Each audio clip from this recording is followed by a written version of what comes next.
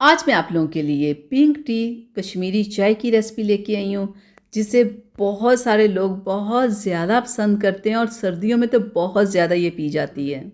एक sauce pan में हम 2 गिलास पानी के लेंगे। जब बॉयल आए तो हम इसमें कश्मीरी चाय ऐड कर देंगे।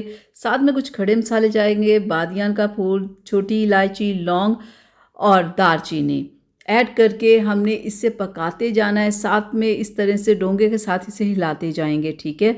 और ये कम से कम 15 से 20 मिनट हमने इस कावे को पकाना है। और अब हम इसमें ऐड करेंगे थोड़ा सा बेकिंग सोडा, खाने वाला सोडा, जो आपको किसी भी पंसारी की शॉप से आराम से मिल जाएगा। नमक भी ऐड करना है, ये भी गल जाएगी। जो खड़े मसाले हमने ऐड किए वो भी अच्छे से गल के उनका भी अच्छे से टेस्ट निकल आएगा।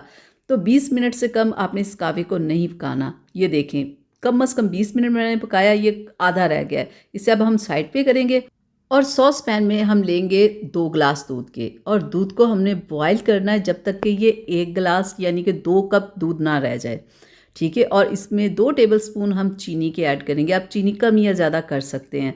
और सबसे ज़रूरी चीज़, इसमें कुटे हुए बादाम आपने लाजमी ऐड करने। बादाम डाल के आपने दूध को पकाते जाना है ताकि कि इसका सारा बादाम का फ्लेवर दूध में आ जाए।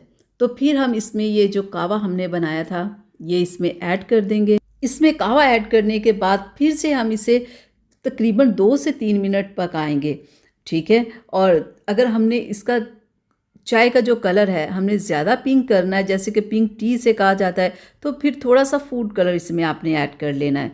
तो ये देखें जी, माशाल्लाह से बहुत ही ज़बरदस्त सी हमारी यहाँ पे पिंक टी रेडी है।